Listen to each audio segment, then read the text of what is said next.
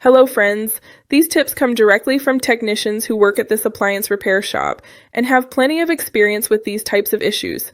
So let's get this fixed. If your dishwasher is showing error I40, the first thing we need to understand is that the machine is having trouble determining the water level inside the system.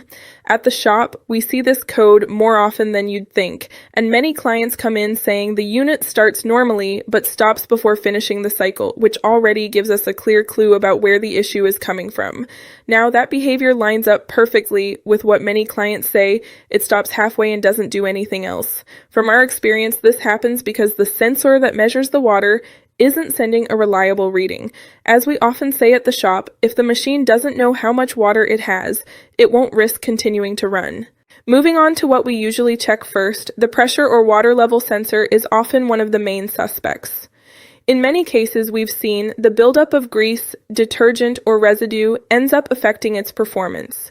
Some clients mention that the error showed up after several cycles without cleaning, and that's when everything starts to make sense for us. On the other hand, it's not always just the sensor. The drainage system also plays a big role. Some clients say that when they open the door, they notice a bit of water at the bottom. At the shop, we interpret that quickly. If the machine isn't draining completely, the sensor receives the wrong signal and ends up triggering error I40. That's where we check the filter, pump, and hoses to make sure the water is draining properly.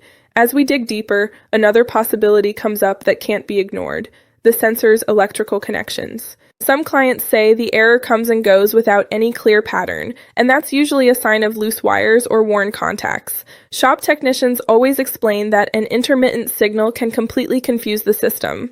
On top of that, in certain cases, the electronic control module comes into play. It's not the most common cause, but we've seen units that, after a power surge, start showing errors without any clear reason.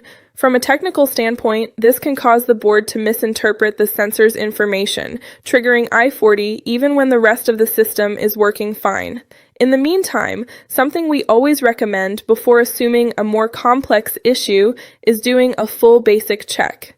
Cleaning the filters, making sure there are no blockages, and confirming that the drainage system is working properly can solve the problem in many cases.